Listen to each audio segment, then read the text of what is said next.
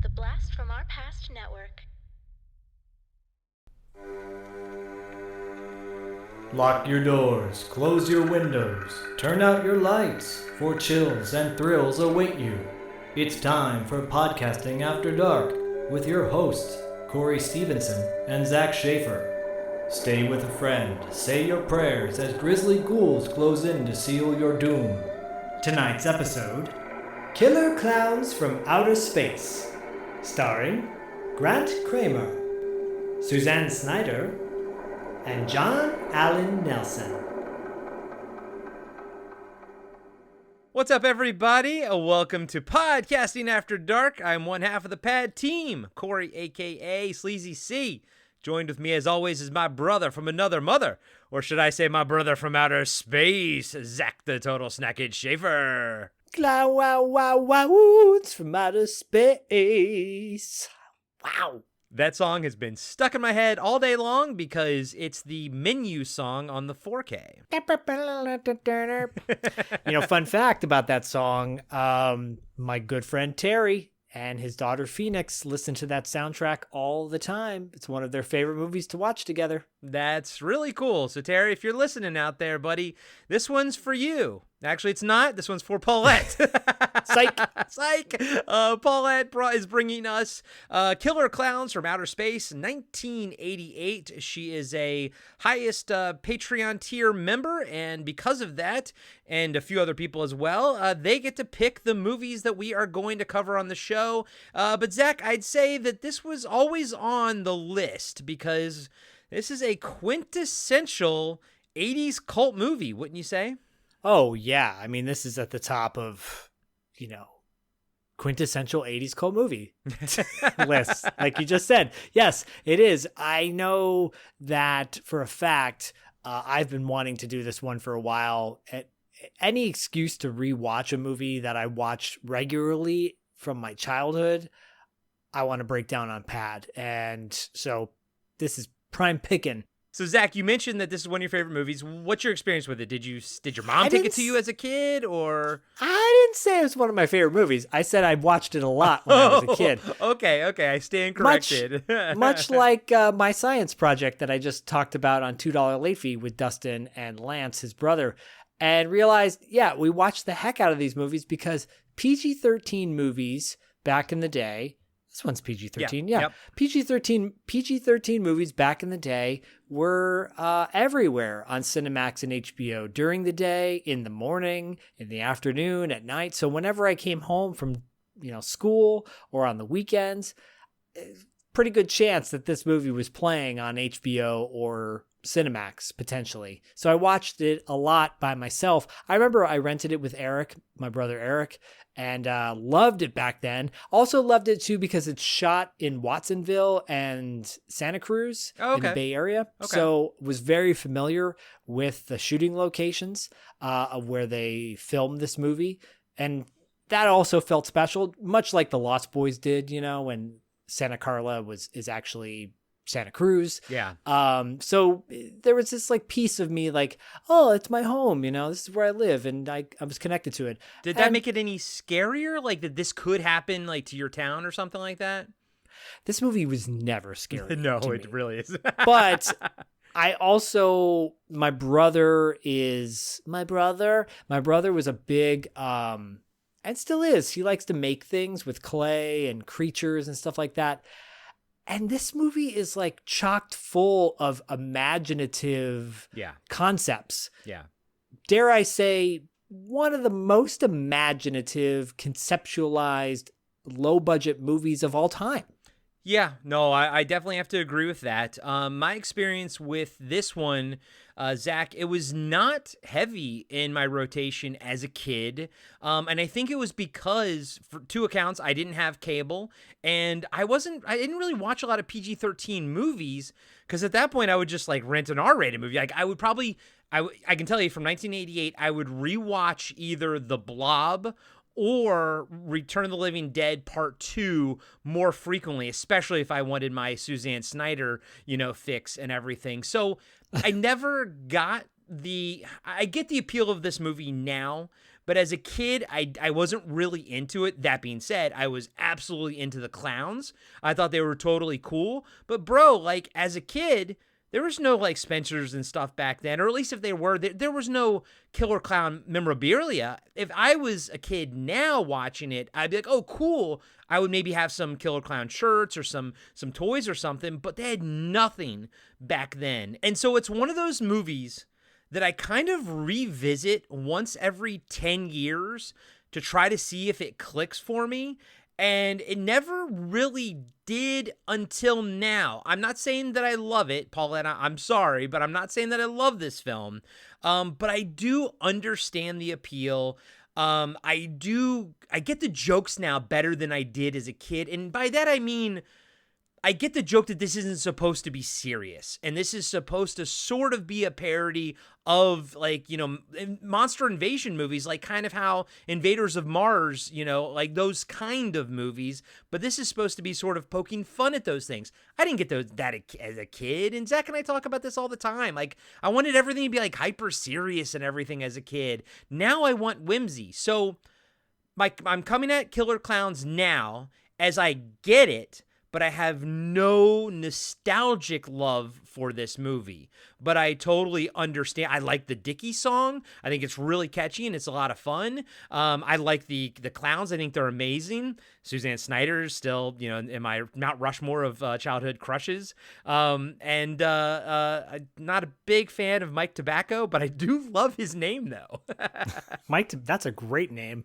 Actually, and I'm a little bit of the reverse. I nostalgically love this movie. I think it's like of its time, and I kind of like it still for the reasons I liked it back then. Not a huge Mike Tobacco guy, but at the same time too, I'm like, he's got some sweet pony shoes on, high top ponies, which is like literally the generic low rent version of, I mean, it's even cheaper than Puma. If you got pony shoes on back in the day, you're getting made fun of. Oh, I'm boy. sorry. Like, pony shoes were like, you're wearing a pony shoe? Oh, where'd you get those? At Payless? Yeah, because we can't afford. What are you on, food stamps? Yeah. Oh, you suck. That's the 80s, everybody. The 80s where you made fun of people because they couldn't afford things. Of course. How messed up is that? Anyways. But then you also got made fun of if you told your friend that you loved them too, so. Yeah, you got called all sorts of things. Yeah, this movie, I look at it and I go, man, it is so of its time. And I was annoyed with Mike Tobacco back then, but I think I like him a little bit more now. I do too. I feel the same way. And I mean, I still have a crush on Officer Dave. I think he's still a hunky boy. Dude, he's actually, well, Officer Mooney's my favorite character in the film, but I do love Officer Dave, and I'm just like, woo, he gives me the vapors, and I'm saying that as a straight white male. Yeah, where me have too. you been my whole life? But Zach, kind of going back to our overall, like for 6 years, we've been sort of having this discussion about what makes a cult movie. Back in the 80s and early 90s, if you mentioned this, only a select few people would probably know what this movie is or have seen it. Now, there's a video game, there's t-shirts at Spencer's, there's a plethora of toys of the Clowns. You can buy the blaster. You can buy the blaster at whatever. Yeah, all your Halloween Hot Topics stores. and Spirit Halloween and everything like that. Terry has a lunchbox. He's got a Killer Clown lunchbox. Right. So Zach, like the interesting thing is how movies go from being cult to kind of mainstream now, you know, because of course all the people like who grew up on this movie who loved it, you know, they go off to make video games like, hey, let's make a video game of this. So like it pushes these properties that were once obscure to the forefront. Would you call this cult anymore? Yeah, I would, based on the video game not really selling. Yeah, I don't know a single person who plays it. No, and I know for a fact that like Suzanne Snyder, who Dustin and I interviewed a couple years ago, was going into the studio to record audio for the video game right before we interviewed her. And then the video game came out. It didn't do very well. No. You know, on the DL. Heard that she was very disappointed about that because I think they were all expecting it to do well. It was like the 35th anniversary. I think it coincided with the 35th anniversary, perhaps. I'm not sure. Yeah. And then, the toys, it's like you see them at the Halloween stores and the people who love it's like the Warriors, the Warriors is a little bit more popular cult wise, but it's got its niche audience. The people who love it. The people who love Killer Clowns from Outer Space love it. And then there's people that have never heard of it before. There's still people that have never heard of the Warriors. So yeah, I think it's a true cult movie. I don't think it's hit the mainstream. It hasn't crossed over like The Thing has, perhaps. Right. Yeah. I think The Thing is probably the ultimate going from cult to mainstream film. And I think the Warriors video game might have sold better because it was by Rockstar. It was by a very prestige studio. And I wouldn't be surprised that even for their standards, it probably sold less than other games that they, produced and everything. I still need to play that game. But I do think that also helped bring that movie to the forefront. But like the people who made the Killer Clowns game, same people made the Friday the 13th game, Ilphonic, I believe, it's just Friday the 13th game did well because it's Friday the 13th. It's Jason Voorhees. He's on the Mount Rushmore of slashers. And I don't think Killer Clowns is up there. It's not that high. No, it's on the same level with Toxic Avenger because, Toxic Avenger has a video game. It's got toys. It's got I have the board game, but there's still an audience that will either not watch it out of like religious beliefs or whatever, like I'm not watching that film. That's X-rated. That's filth. And then there's kids who only know it because of the cartoon. And I think, Killer Clowns is way more tame. It's PG-13. The sex jokes are very tame, and and there's no nudity. And then the body count. Well, the gore is like it's cartoonish. So yeah, I think this film is like on the same par with Toxic Avenger ish. Okay. Level. Yeah, okay. I'm with you there, buddy. But let's talk about the people behind the scenes, the Chiodo brothers. I mean, honestly, though, I will say because of this movie, I knew their names, you know what I mean? Same. And I kind of get the sense it's kind of like how Stan Winston directed Pumpkinhead. It's like they've done a couple other things, but this is really mainly it. And like Stan Winston and Pumpkinhead, the Chiodo brothers, Stephen, Charles, and Edward, have a special effects background and have worked on movies that we loved growing up. And Zach, I think we can kind of talk about them all together, even though Stephen did, direct it, and then Charles and Stephen and Edward wrote it, and Stephen. But I think we can talk about them just as a collective because their IMDb's, their filmography is pretty much identical. Yeah, the only thing I'll say that surprised me and stands out is that they worked on Marcel the Shell. Oh, cool. Yeah, because they're still working to this day. Yeah, and I think they at least got Oscar nominated for that, which is amazing. If y'all have never seen Marcel the Shell with shoes on, it came out, I think last year or the year before. If you want a very harmless, feel-good movie, go watch that movie. And if you follow me on my personal account and the notes that I make for Bodhi every day, that little shell pops up every single day and has been popping up every single day for the past almost 10 years now. Wow, almost 10 years. Anyways, yeah, they worked on that. So they get an automatic A for me. Yeah, and dude, I mean, they also were the main puppeteers on Team America World Police. I know that was in 2004, but, they were still... They're like puppeteer kind of guys. They worked on Screamers, a movie that we reviewed. And of course, probably most famously Critters 2, and so on. They worked on those. But I mean, they did the masks. They did the Killer Clowns in this. They designed them. And I think the reason the budget of the film was they were able to maintain the budget of it, because I think they made all the Killer Clowns just themselves without like putting it towards the budget. I think the budget mostly went towards the actors and like the locations. Yeah. And what they did with a considerably low budget, all things, taken into account, is phenomenal. Like they are, like I said at the onset, they're using things in this movie that are 100% original. The clown outfits are original. The sets are original. The props are so amazingly original, and that alone puts this movie up on a higher pedestal for me because I'm just blown away by how cool everything looks. Aesthetically, this film looks amazing. Yeah, and even as a kid when I was watching it, like I always at least appreciated the craftsmanship that went into this cuz like you, we both have this like love for special effects, behind the scenes stuff. We both, got Fangoria magazine at an early age. So we were, we were aware of things, and I was like at least aware of how hard like the craftsmanship behind it basically. Yeah. I was like, you know what? Even if I'm not like loving the movie, I wish there was boobs in it. I wish it was a little bit more violent, stuff like that. But as a kid, I was like, but those clowns look pretty fucking cool though. Yeah. Yeah. And I mean, I think because of the two things you just said, not having that in the movie makes it a little bit more accessible for a wider audience. So, there you go. You did get a belly button shot. Sure. Just saying. I did get a clown boobs that grew. Yep. And I was about as excited as the Terenzi brothers. Oh boy, I'm like, oh, that's Corey's favorite characters. Yeah, but speaking of characters, Zach, why don't you take us down the list because we got some fun people to talk about here. Yeah, this cast is actually pretty stacked. Of like people that, while some people you might not have ever heard of, but still, I think they're all good actors. So Grant Cramer plays Mike Tobacco, greatest name ever.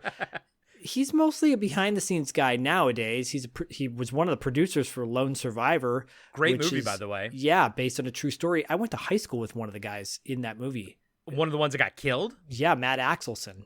Holy shitballs. The guy who Matt Axelson was played by Ben Foster. Oh, dude, first off, I love Ben Foster, but he was a great character. He went out like a fucking champ in that one. Yeah, that blew me away. I was in the theater, and when they said his name, I'm like, wait, what? Yeah, I went to high school with that guy. Holy shit. That's pretty. And he was very cool in high school too. I didn't like hang out with him, but I knew him. Yeah, I mean, he did a lot of things back in the day. Beverly Hills Brats. If you've never seen that, that's a lot of fun. Driving Me Crazy from 1991. That's a lot of fun as well. Hard Bodies, which I think you would definitely like. And New Year's Evil. Yes. Yeah, there you go. Which you would definitely like. But Suzanne Snyder is probably the biggest, name next to Mooney in this film. Oh, well, actually, there's three. Paul Dano also. But you know her from Weird Science and Return of the Living Dead Part 2, and of course, Killer Clowns from Outer Space. Did you just call Royal Dano Paul Dano? Yeah, whatever. Paul Royal. Yeah. Zach, we'll get to him. Zach, I do have to shout out Suzanne Snyder was in this really cool movie called Retribution. That David Irons told me to get, and I did, and I watched it, and it was really fucking awesome. Have you seen Retribution? No, I haven't watched that one yet. It was good. I recommend it, dude. Yeah, I want to see that. I definitely want to see that. There's a movie I want you to see that stars John Allen Nelson, who plays Officer Dave. It's called Hunk. And I'm not joking. It came out in the 80s, 1987, where it's basically a nerd guy makes a deal with the devil to look like a hunky boy. No shit. Yes, no but John shit. But John Allen Nelson, he was on Baywatch for the longest time, the early seasons of Baywatch for 5 years. So yeah. I love Baywatch. I thought that was actually a really good show back in the day. I love John Allen Nelson. I know, so do I. It was great. So I used to, I don't know if I still have it. I might still have it buried away somewhere. But the movie Hunk gave out promo license plates at the video stores, and I have one. I might still have it. It just says Hunk. It's a California plate, and it says Hunk, H-U-N-K on it. I gotta dig that up somewhere. That's awesome, dude. Yeah. John Vernon, classic actor.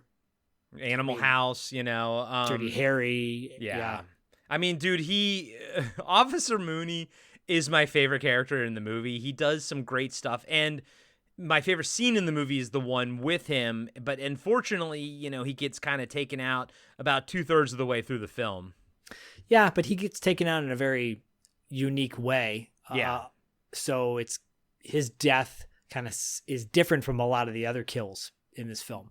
Royal Dano doesn't get killed in a unique way, but Royal Dano, no relation to Paul Dano. Maybe there is.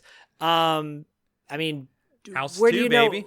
know? House 2, Something Wicked This Way Comes. There's 2 movies you can also show your kids in conjunction with Killer Clowns from Outer Space. Oh yeah, actually, yeah, good call. House 2, I love it for very different reasons than House 1, and I will admit House 1 is a better film, but I have such a love in my heart for House 2. Yeah, and everybody who worked on that film apparently loves it too. So that's very cool. I haven't watched it in a while. I need to revisit it. You can also go listen to our interview with Jonathan Stark, who plays Charlie in that movie, and Zach and I interviewed him way back in the day, like season 2 or something of the show. So during COVID era, lockdown. Yeah. We were in lockdown.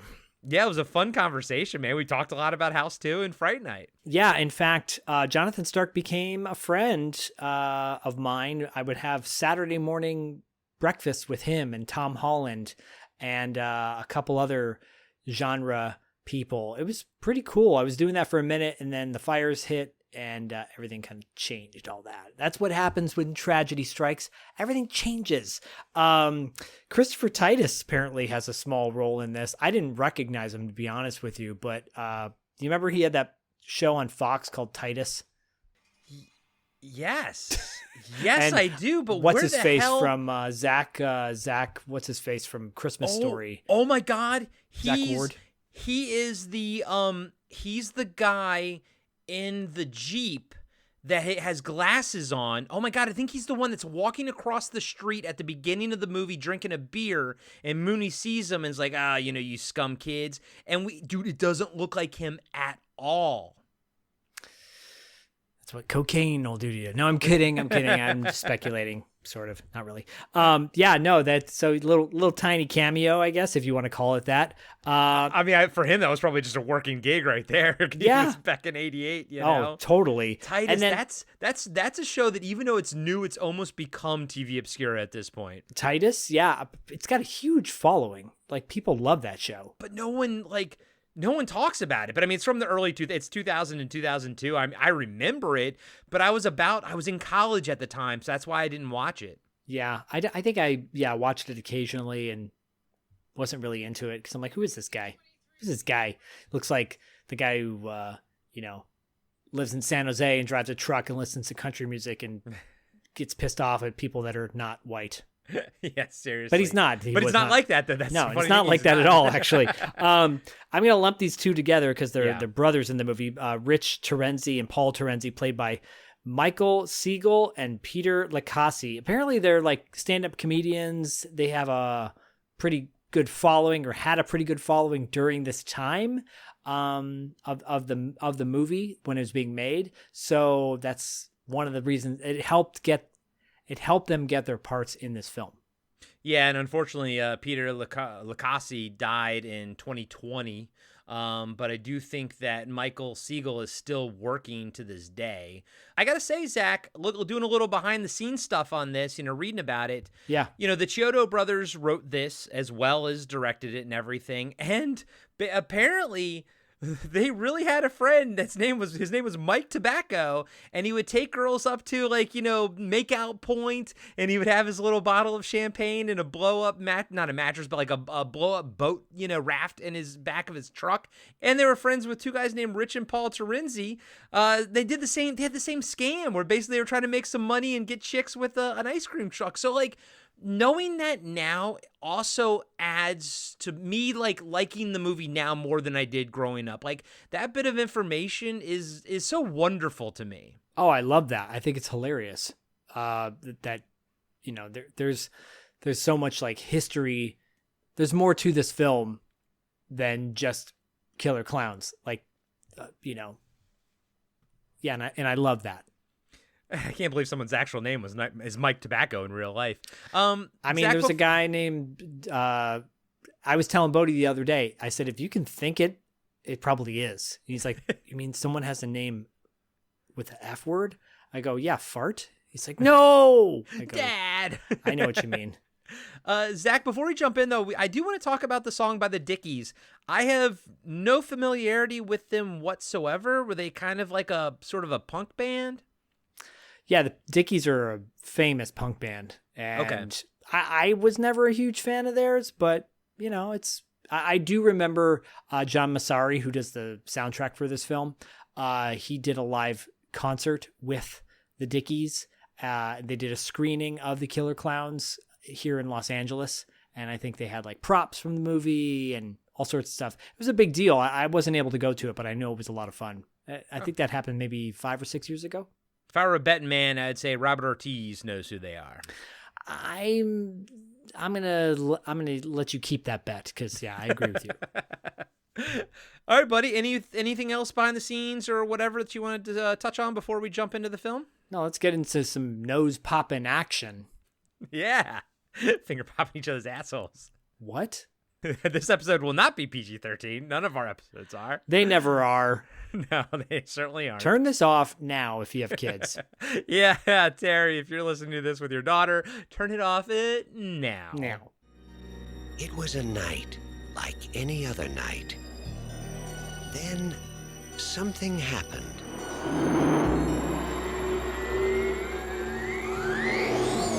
Did you see that? Something different. It's no shooting star. Why here? Why now? Why clowns?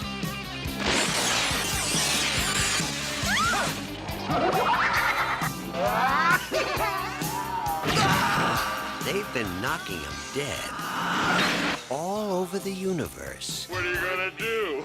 Knock my block off?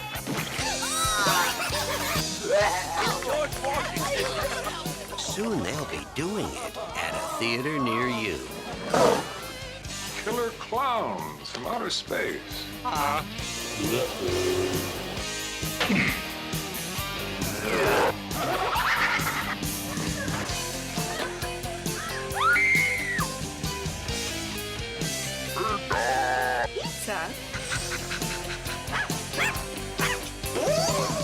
Maybe they're just cruising through the galaxy and stopped here for a bite to eat. You don't need a police pal, you need a psychiatrist.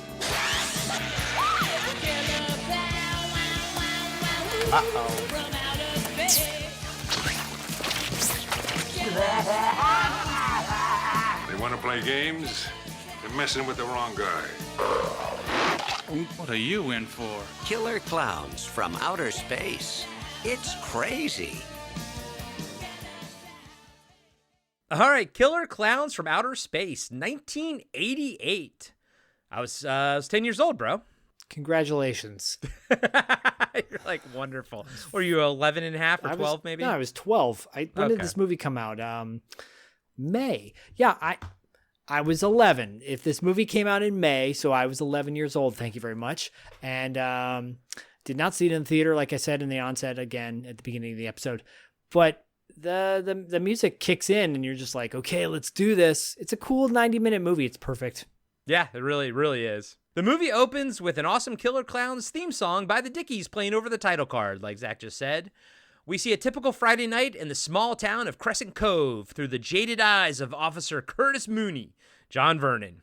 The Big Top Burger joint is jumping, people are walking up and down Main Street, and the high school and college kids are making out in their cars in the local park called the Top of the World.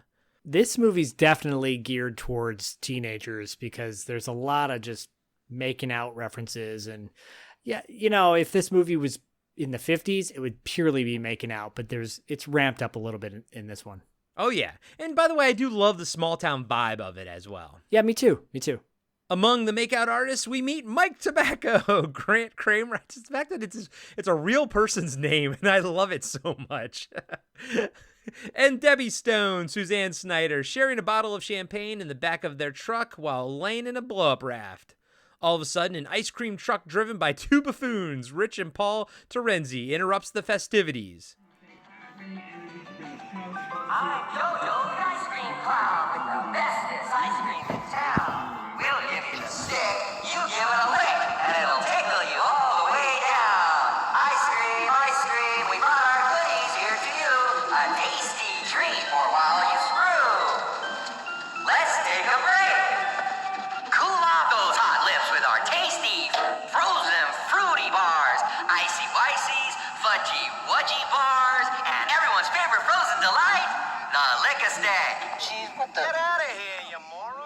They get chased out of the park as the kids throw beer cans at the truck.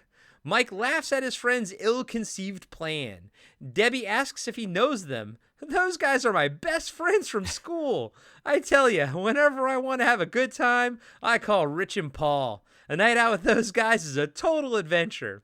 Somehow, this isn't a turnoff for Debbie, and she goes back to making out with Mike Tobacco. Mike Tobacco. As they are laying in the blow-up raft in the back of the truck, they see a shooting star fly overhead and land close by in the woods. Zach, God bless 4K, you can see a little booger in Suzanne Snyder's nose. I'm like, oh, okay, little bug right there.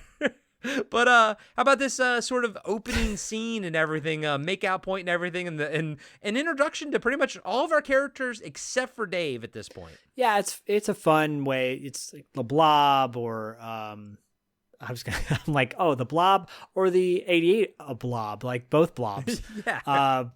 Night of the Creeps. How about that? Night of the Creeps. Movies where something's happening with teenagers doing their thing, and then on a Friday night at make-out point, Yeah, and something from the sky comes crashing down. Night of the Creeps, wasn't that like a something from the sky also? It was, right? It was like an alien ship or something that had the leeches on it. Yeah. Yeah. But it's funny though, Zach, because this is the same year as the Blob, and they both kind of have that similar start to them. Oh yeah. So the 88 Blob was Kevin Mullet Dillon was farting around on his bike or something. Right. Yeah. I feel like probably not, but I feel like the original one was Steve McQueen, where he was trying to make it with the girl or something like that. And I could be wrong, but anyways, that has like a 50s vibe to it with 80s sleaziness to it. Yeah, and both movies have an old man that, first discovers the threat, essentially. Oh, an old coot. You gotta have your old coot. At the same time, Farmer Gene Green, Royal Dano, sees the same shooting star from his porch and thinks that Halley's Comet landed in his backyard. He grabs a shovel and his old hound dog, Pooh Bear, and goes to investigate. Zach, I don't know if you noticed, but when he goes into his house to grab like his shovel or pickaxe or whatever it is, and then leaves, there's a lady standing there looking right at the camera from inside the doorway, and I 100% guarantee you she was just a PA or someone working on the film, and she didn't know she was actually in the shot. That's hilarious. I did not see that. I don't have the 4K. I have the DVD. So the wonders of 4K. Boogers and PAs. Yeah, I didn't see any boogers. I just saw a lot of pixelization. And when the black, when the scenes are going black, you see the pixelization to the side, and you're like, ugh. Yeah, the artifacting, bro. Do you remember when we thought DVDs were like the pinnacle of the best quality we were ever gonna get? Oh yeah, I remember. And then I was like, I got rid of all my VHS tapes for this. Yeah, same. I did. Me too. I converted up. I just sold them all. Yep, same. And I sold so many good ones. Yeah, except for TerrorVision. Yeah, I think I kept a handful of Anchor Bay ones, but I eventually lost them. Like, they eventually just, I got rid of them too. Yeah, man. Oh, well. On the next episode. No. What's that? Sing the Eddie Money song? Take me, I want to go back and do it all over.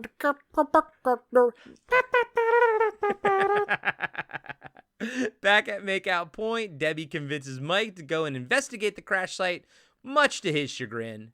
Cut to Farmer Gene Green walking through the woods. Well, I never in a million years. Oh, Pooh Dog. Oh, well, I'm wrestling around and I saw something in the sky. Ooh, I'm going to be a millionaire if I get that meteorite. Gene Green and Pooh Bear come across a giant circus tent in the woods. As they investigate the strangely isolated structure, we see a silhouette of a giant clown on the inside of the tent. A hole in the tent materializes and the monstrous clown catches Pooh with a net. Farmer Gene realizes his dog is missing when he finds the collar on the ground and punches the tent, which turns out to be solid. Farmer Gene screams that he'll tear it apart with his bare hands, then grabs one of the support ropes holding the tent up. Only they aren't ropes. They're electrified metal coils. Farmer Gene is electrocuted and falls over. As he shakes off the jolt, a giant monstrous clown approaches him and shoots Farmer Gene with a ray gun. So Zach, do you think like at the time was getting Royal Dano, like, was it a get, for this? Because he's gone now. Like, he's in this for literally 2 scenes. You got to imagine it was, 2 nights worth of shooting at most? Yeah. Oh, yeah. I mean, and for an old coot, he looks pretty good. Like, he doesn't look like makeuped up. You know what I mean? Like, he kind of looks normal. Like, he showed up and they just put him in overalls and flannel and then said, let's go, versus making him look a little bit more, House dirty two-ish. hillbilly. Yeah. Yeah. Well, no, but, or, like more scruffy looking, because he's very clean looking. He doesn't look like your typical, backwoods guy who's been living in the backwoods for forever. Yeah. Yeah. But like, was Royal Dano like a big deal? Oh, yeah. Okay. Yeah. I mean, he's been around since the 60s, maybe even previous to that. But like in, Outlaw Josie Wales, like classic films. And so when he was used, it was like, whoa, that's a big deal, because he was a big character actor. Okay. So getting him in this film was probably a big deal for them. Oh, yeah, for sure. Okay.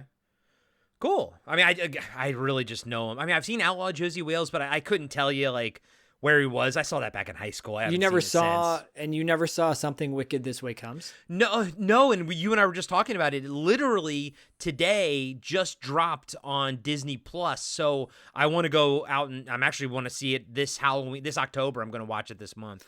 Cool. And like I said, I might have to get Disney again because I canceled it not that long ago. Now you know where I lean politically.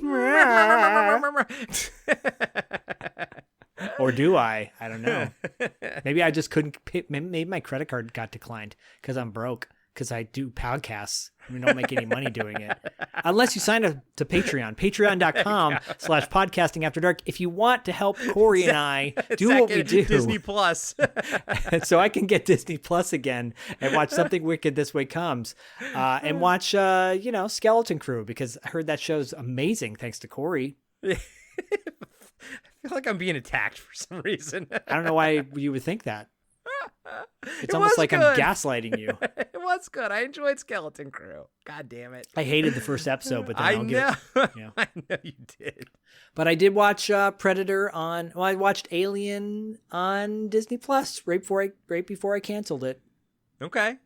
Because I don't think Something Wicked This Way Comes is on Blu-ray, is it? No, I think a low budget version came out. I still have the Anchor Bay DVD that came out decades ago. Yeah. And that looks actually surprisingly pretty good. But Something Wicked This Way Comes. Woo, baby. And Royal Paul Dano, Dan Paulino is he's great in it. Okay. He plays a pivotal character. Okay. I'm very excited to see it. I'm excited for you. At the Crescent Cove police station, we see Officer Mooney aggressively booking 2 punk kids for boozing it up in the park. Do-gooder and all-around hunky boy. I wrote this before we started recording, and I called him a hunky boy. Officer Dave Henson tries to de-escalate the situation, but Mooney ends up throwing them into the drunk tank regardless. There's no doubt that Officers Mooney and Henson don't care much for each other. I almost called him Don Michael Paul because he looks just like Don Michael Paul. If you put Paul, what's his name again? Don Michael Nelson? John Allen Nelson. John Allen Nelson and Don Michael Paul. If you put those 3 named actors together in a room, you won't know which one is which. Both super tall dudes, both jacked, both beautiful blonde hair. I think, yeah, and hunkies. Couple of hunkies. And then for good measure, throw in John Allen Hexum, the guy from CoverGirl. Maybe he was still alive at the time. Rest Voyagers. in peace. John Allen Nelson, Don Michael Paul, something Hexum, and I'm telling you, you got a blonde sandwich It's a Bavarian sandwich because it's got 3 layers of meat in there. Me just watching you try to get all those names. Zach's like eyeballs are blinking. He's like looking up. It looks like he's having a seizure. My eyes are. I'm pulling you know what I'm pulling is Fred Savage from the Wonder Years. Do you remember how his one eye would twitch? Yeah, I do. I would do that as a kid, and they're like, "What's wrong with you?" And they would call me the R word. What are you? And I'm like, "No, you are." And then they're like, 7-Eleven, 3:00 after school. I'm like, "No, I don't want to." God damn it! That's where everyone fought. Anyways, John Allen Nelson shows up, and you're like, "Damn, this guy fills in a police officer suit really well." And he's great too because he's playing this 100% serious. He's good. He's really good, and I swear by the end of this, you're rooting for him. I want him to get back together with Debbie and not fucking Mike Tobacco. We'll get there. Back in the woods, Mike Tobacco and Debbie Stone are searching for the crash site, but not before Mike makes a racist impression of a Native American on the hood of his truck. It was 1988 after all. I forgot. I'm like, oh yeah, this is when we poked fun at every ethnicity other than white. Hey, give him props though for jumping dead straight up onto the hood of that car like he did. I'll give him props. He's still being racist. Oh, it's absolutely. Not it's not his fault. It was in the script. I'm just following orders. Just following orders. It's going to sound familiar real soon. They finally come across the same circus tent that Farmer Gene found earlier, and Mike wants to take a closer look. Debbie, on the other hand, thinks something isn't right and wants to leave. Piece of shit Mike says that she can either stay there alone in the woods or come and investigate the strange tent with him. Of course, she chooses the latter. I do think I like Mike more towards the end, but he's a real piece of shit at the beginning. Well, look who his friends are. His friends are a couple of pervy ice cream men. You are judged by the company you keep, after all. Yes. They eventually find the entrance and go inside, much to Debbie's dismay. You know, the thing about Suzanne, I almost called her Sarah Suzanne Brown. If you know who that is, Aaron Gilmer, if you're listening. Bikini Car Wash Company. Suzanne Snyder she kind of does the same gimmick. I know she was totally different on Seinfeld, but this... Yeah, as the Nazi. Yeah. Yeah, this...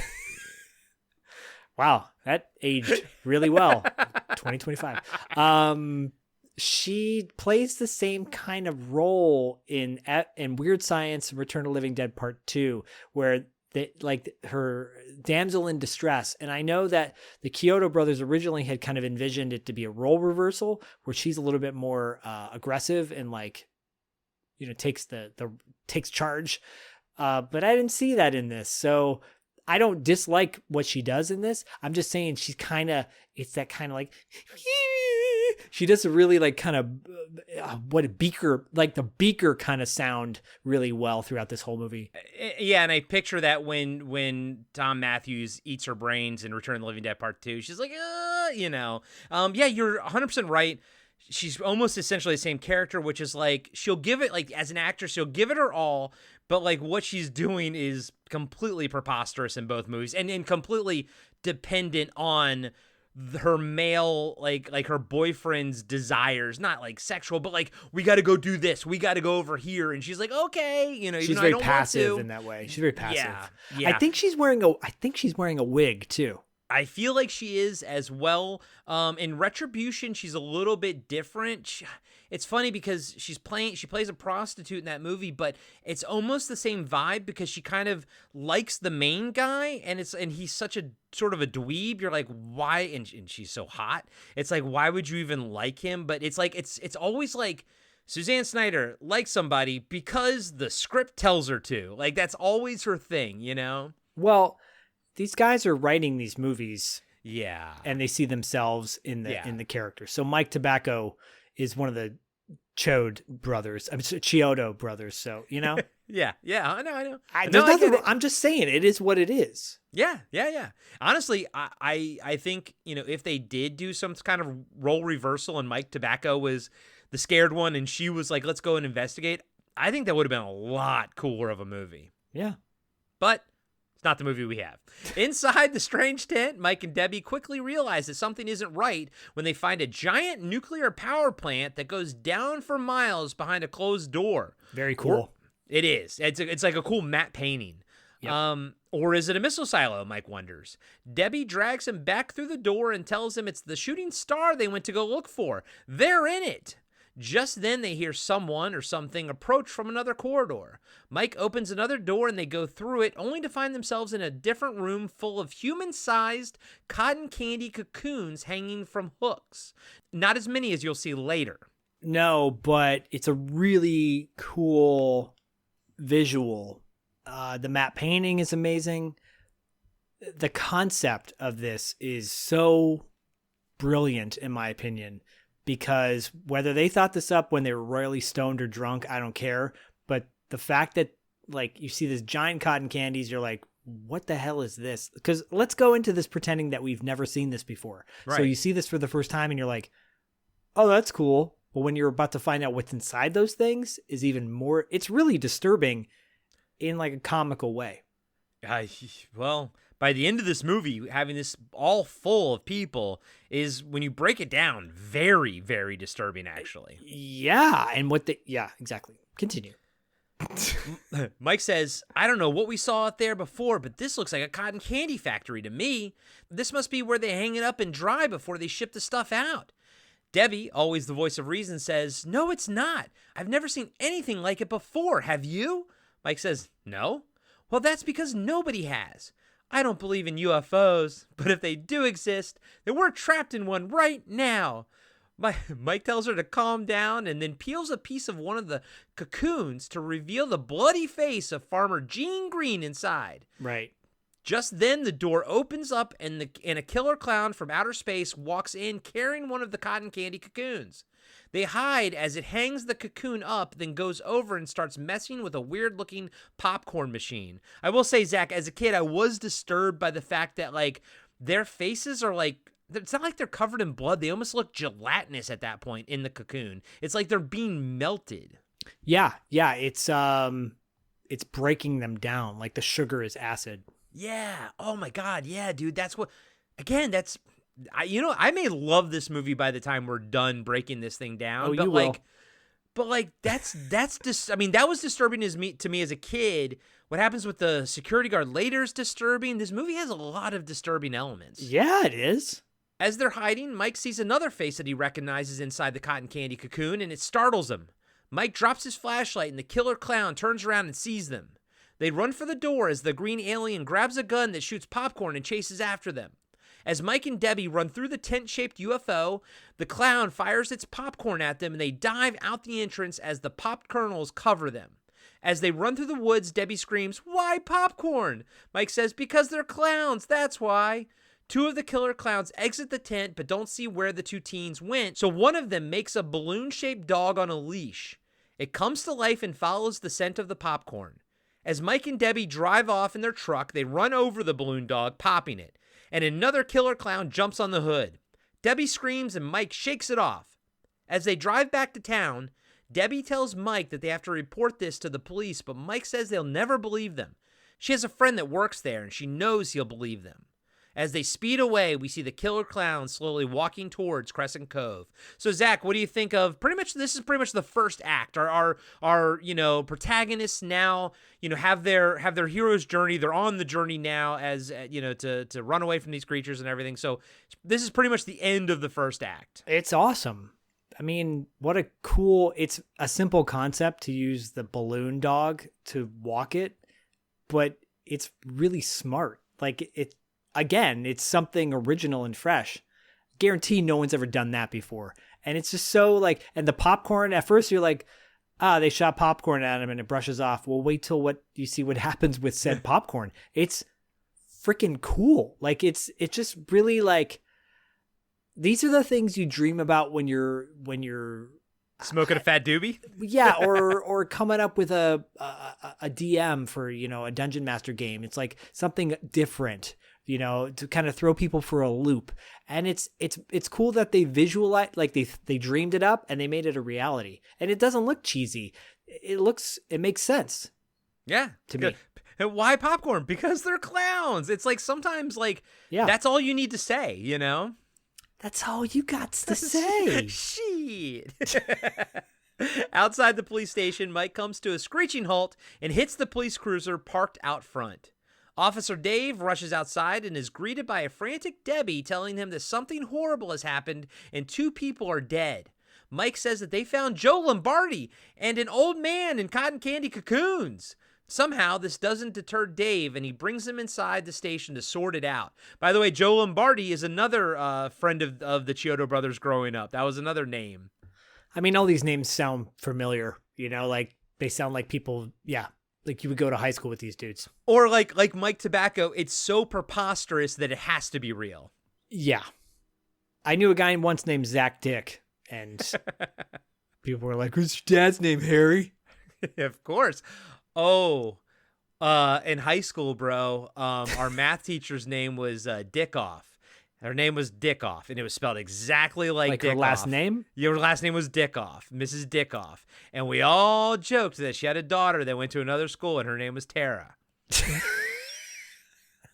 Oh. I mean, if you're going to be a teacher and your name is Dickoff, just change your name. Just illegally change your name. I know. We had a teacher named Miss Pugh, so every time she walked by, they go, "Hi, Miss Pugh." And they waft their hand. Miss Hoey, they're like, "Hey, Miss Hoey, are you?" She's like, "What? Are you Hoey?" Dude, further proof that we live in the Matrix. My skin doctor growing up because I had a little bit of acne when I was like in high school. We all did, but his name was Dr. Porez, but it was, spelled pores. And then when I had a foot problem, I had an ingrown toenail and I had to go to Dr. Footer to get my, I'm like, Dude. how is this real? How do you exist? This is mind blowing. Yeah. All these names, Real Voice LA, where Corey and I both have done interviews.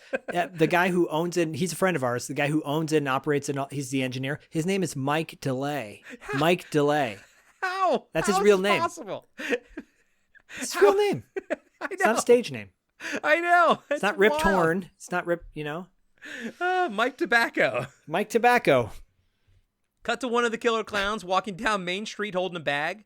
He stops in front of the local drugstore and pretends to be a funny mannequin as 2 girls go inside, and he follows them in. Well, he's the animatronic. There's another one moving as well, and he just basically mimics the same movements as the other animatronic thing.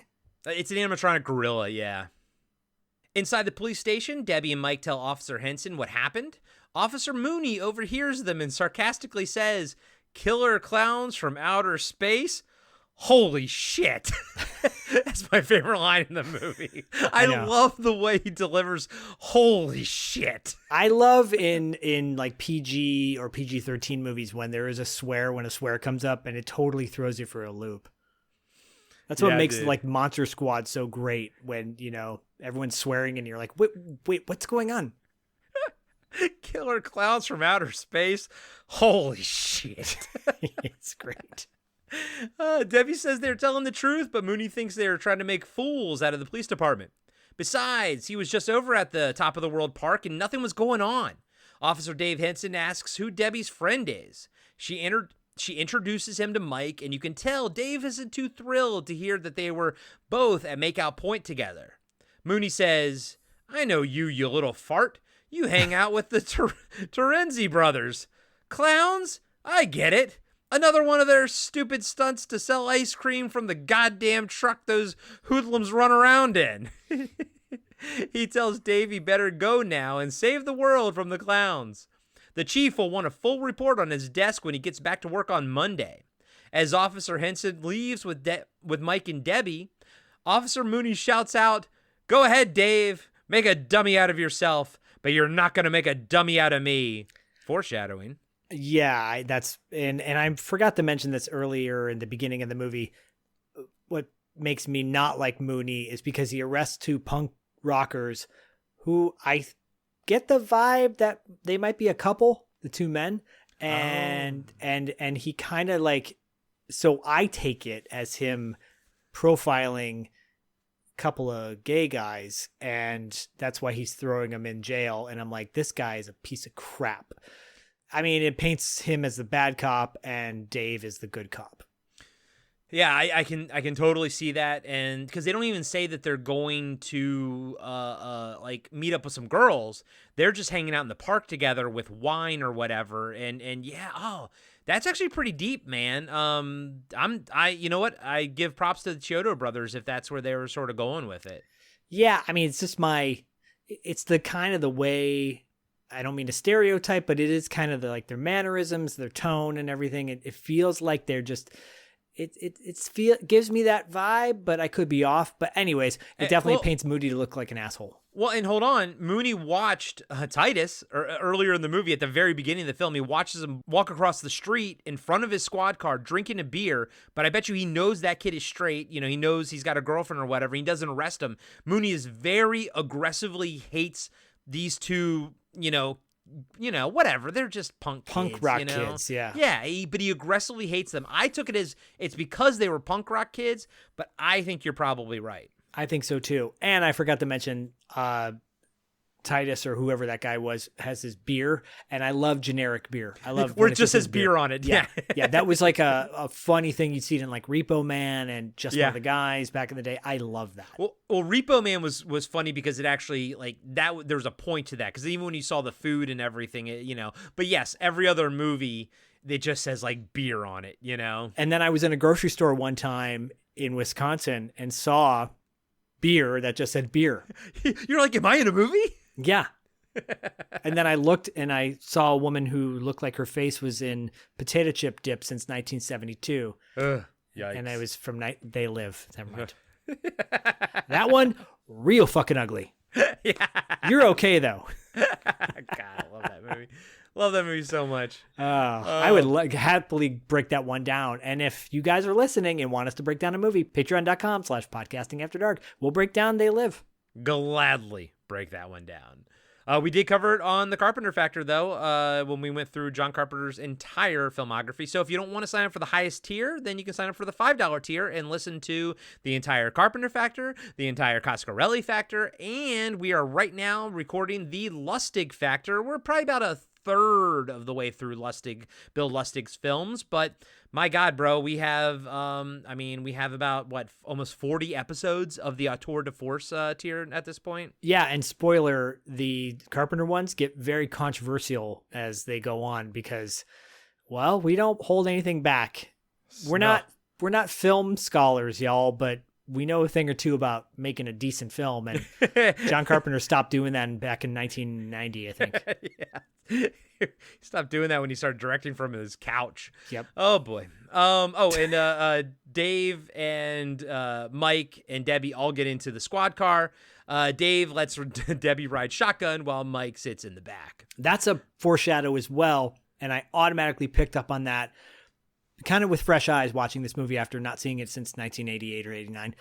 I was like, oh, he's totally doing that on purpose. Oh yeah. He's totally putting Mike, wacky tobacco in the backseat. Absolutely. Hey everybody, Corey here. I just want to let you know that we'll be right back after these short messages. Hey everybody, Corey here. And it's me, Zach. We wanted to tell you about our new show called The Coscarelli Factor. You can find it on our Patreon at patreon.com/podcastingafterdark. The Coscarelli Factor covers every single film that Don Coscarelli has directed. And some other little bonus features in there too, like maybe the music videos he directed as well. That's right. You can find all the episodes under the Auteur de Force tier on our Patreon page. Like Zach said, that's patreon.com/podcastingafterdark. And if you sign up today, you will get access to the complete Carpenter Factor series, where Zach and I went through every single movie that John Carpenter directed, from Dark Star all the way to, all the way till the end. So sign up today to our Patreon page and you can unlock all kinds of other things as well, like ad-free episodes and our monthly wrap-up After Dark show. Patreon helps keep the lights on in the podcasting After Dark world. It gets pretty dark out there at night, and all your support keeps us from getting too scared. And thank you to everyone who's signed up to our Patreon page. We really appreciate it. And as always, we'll catch you on the dark side. And now, back to the show. So this it's very vignette heavy. There's a bunch of like all these vignette scenes and everything, and I believe the producer had them put them in. I'm sure the runtime was probably low when they first, shot it. So there's a lot of scenes that feel disconnected, But anyways, it's fine. It's no big deal because they're all kind of fun anyways. Right. Cut to a puppet show in the park. One lone weird-looking guy is watching, and bro, that guy is weird-looking, isn't he? I mean, that's the guy who has been talking to a person impersonating a 14-year-old saying, I'll meet you at Subway at 11 o'clock at night. And then people show up to bust him and he's like, I was just meeting somebody for sandwiches. I wasn't doing anything wrong. That guy is to catch a predator. Yes, to catch a pederast, as you were about to say. Because he has you can tell he's 27 or something, but he's got 50-year-old hair and somehow 50-year-old face as well. I don't know literally why. That guy is listening to this right now and he's crying, just like what Kyle Troy did in Adventures of Ford Fairlane when Wayne Newton's dragging him through the muck. I'm going to be the one. Kyle Troy, that piece of crap. What's this asshole smiling about? But yes, sorry if I offended this guy who's listening right now. The show culminates in one of the puppets holding a laser gun and shooting the other puppet with it. The weird guy laughs as the puppet aims the laser gun at him, while the giant killer clown rises up from the mini stage. The clown's puppet hand shoots the weird guy, turning him into a cotton candy cocoon as he screams. It's awesome. It's awesome. It's cool. Except for his weird face. Of course there's going to be a pedophile in of course there's going to be a guy in the park at night watching a puppet show for little kids and laughing. And it's so random, but it's so funny. You're like, again, second vignette or third, whatever vignette we're on now. I'm not complaining at all. Back at the drugstore, the pharmacist is freaking out as the killer clown walks around the store making a mess. We see a couple cotton candy cocoons on the ground. He's like funny, weird, hilarious. Yeah. I used to imitate that all the time. Cut to Dave driving the police cruiser with Mike and Debbie. He tells Debbie that he's going to take her home before he goes to investigate their story. Debbie says, I don't have to listen to you. You're not my boyfriend anymore, all right? Mike rolls his eyes in the back seat. Mike's facial expressions in the car is pretty great because he's like, oh, I get it now. Dave says he's either taking her home or back to the police station for safekeeping. I mean, let's be honest, y'all. Talking to the dudes right now.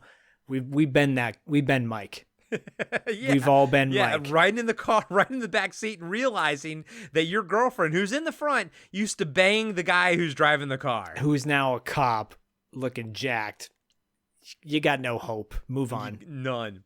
Just no. Just cut your losses while you can. Fucking Mike Tobacco. Cut to a couple quick vignettes. This time we see a woman in lingerie holding a glass of wine answering her front door. She's hot, by the way. I figured it. I'm like, oh, Corey's going to like this scene. I like this scene. 3 of the clowns are standing there holding a box of pizza. A smaller one pops up out of the box and shoots her with his laser gun, turning the lady into a cotton candy cocoon. At the next house, an older woman opens the door and a clown has a Valentine's Day heart for her. She thinks it's from her husband. He shoots her with a laser gun. So there's a couple more vignettes right there. Yeah, we'll get one more at the Big Belly Burger or whatever. I'm actually I'm totally okay with these because oftentimes in low budget films, people complain like there's not enough kills. This has a lot of kills in it. They're cartoonish kills. It's a movie about clowns. What do you expect? Like, it's not Pennywise. No, say it right, Zach. It's a movie about killer clowns from outer space. I mean, what do you expect? It's going to be silly and wacky and weird. And like, they hit it all. They get it all. What you're getting out of all these scenes, at least I am, the whole town is getting decimated. The whole town. And they're getting killed, y'all. They're not getting captured. No, they're getting killed. They're dead. So think about that. They're dead. They're all messed up. Right. As the sheriff quotes in Night of the Living Dead. What's that? What? What is that? At the end of Night of the Living Dead, the original, the sheriff forgot his lines. He's like, "Oh yeah, they're dead. They're all messed up." Really? Oh, fuck you. Like, you think I didn't know that? God damn it, I hate you. I know. Insert GIF. Fuck you. 2 words. Gene Hackman. What movie is that? Is it Public Enemy or is it Conspiracy Theory? No, it's Enemy of the State. Fuck you. Best thing, y'all, that's ever come out of that god-awful... Well, it's not god-awful. It's not that bad. But best thing that came out of that movie was a Gene Hackman GIF. If you want to know what we're talking about, just type in Gene Hackman GIF, Enemy of the State. And he says vacuum. Does he? I thought he says no. fuck you. No. That's what he says, but... So, because Bodhi's playing a game at school, right, where his friend has to mouth the words and he has to guess the words. And Bodhi knows what that... If you mouth vacuum, what it looks like. And I said... Did he mouth vacuum? And he almost spit his food out.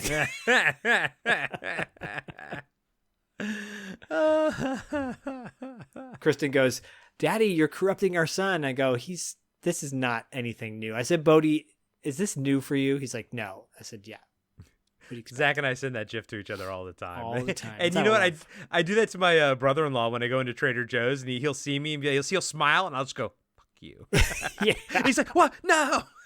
There's a few GIFs I love. That's one of them. The other one is Isai Morales and La Bamba. It's not my first or my last. I know. And then the one where Nick Cage from Raising Arizona is slapping his ass when he gets his photo taken. It's amazing. Mugshot.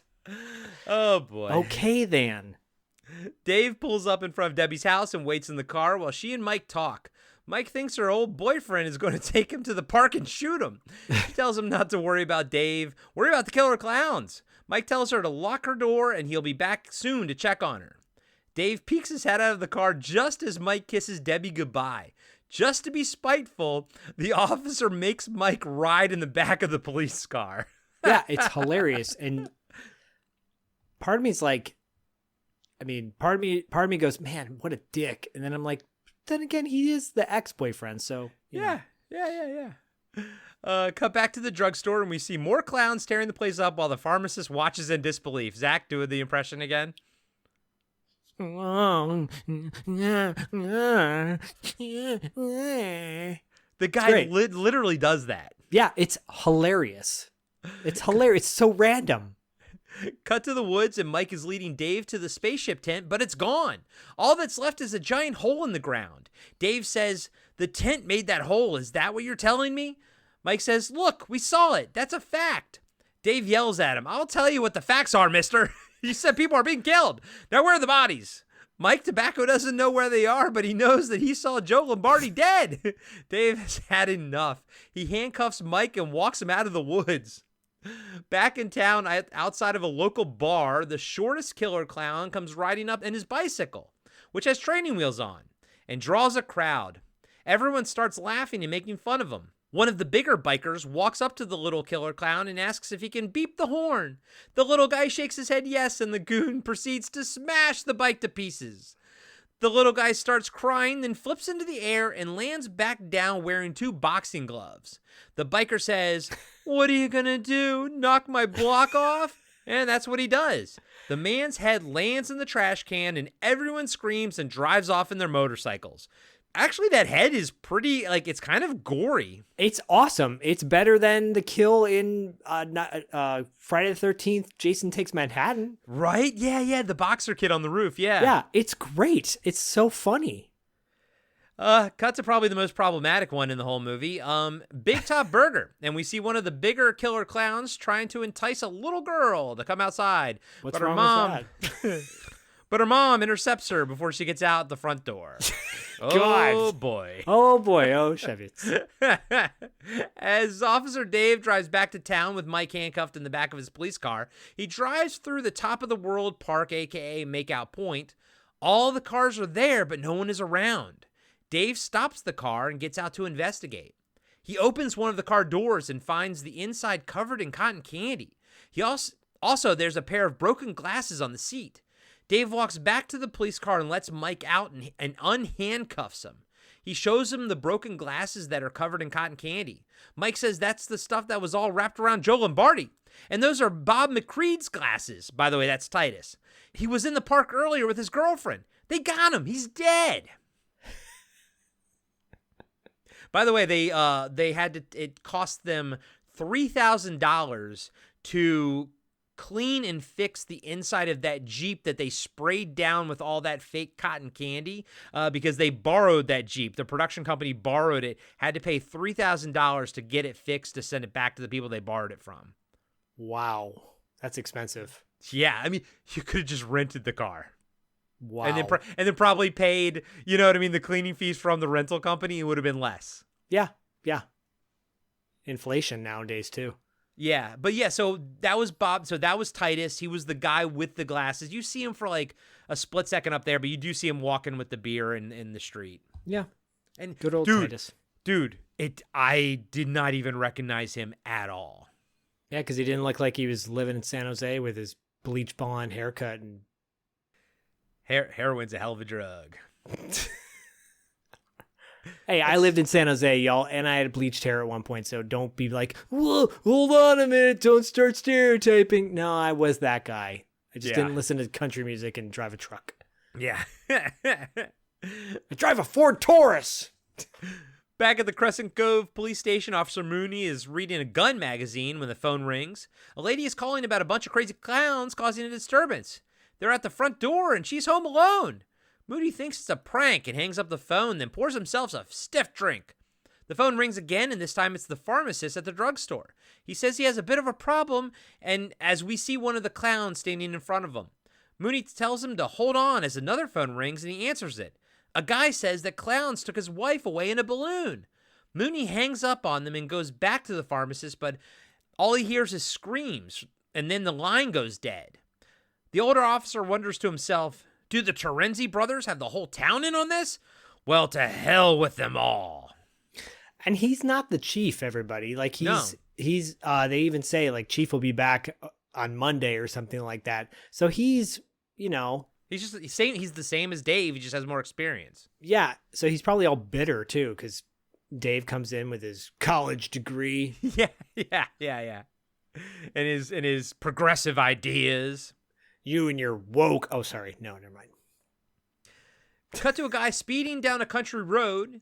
He looks next to him and sees one of the clowns matching his speed, but it looks like the alien is driving an invisible car. It's great. Invisible car. It's like Wonder Woman's invisible plane. Yeah. The guy freaks out and speeds up, but it's no use. The killer clown drives him off a bridge and killing him.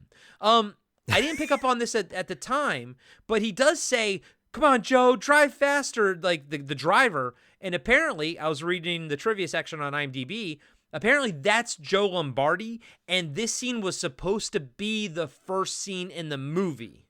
Oh, okay. Interesting. All right. Well, I'm glad they placed it where they did because it's a funny bit. It's not the most funny of all the bits. You know, not one of my favorites, but it is still funny. You know, it's like the mime car. Yeah. I love it. Yeah. No, I mean, I like it too. And I don't, pacing wise, the movie's pretty well paced. I don't need this at the beginning. I think that would throw things off a little bit. Yeah, no, I agree. Cut to Debbie's house and she's getting into the shower.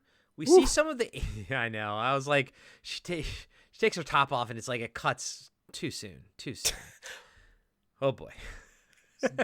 She did not skip ab day.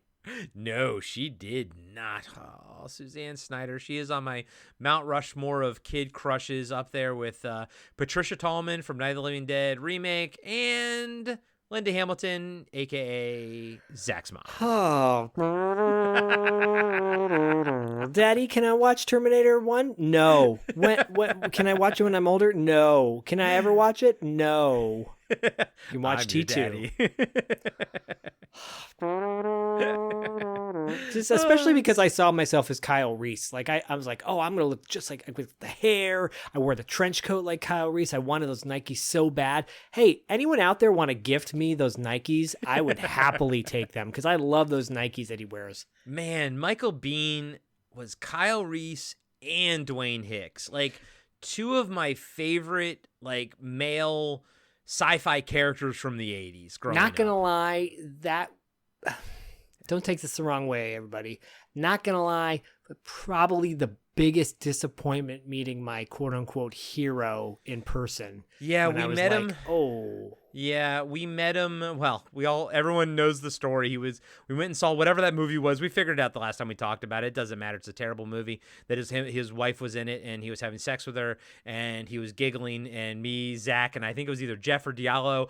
We all like simultaneously just looked down our row, like because we heard the giggling like at the same time, and it was Michael Biehn. And I looked over at Zach, and I'm like, is that Michael Biehn? And you're like, yeah. Like, is he giddy, like laughing because like during the scene that he's fucking his wife and like up on the screen, and you're like, yeah. I'm like, wow. And then we met him, super nice, but bit of a weirdo. Well, I think he was on one of those Michael Bloom or whatever show, and he actually has his own.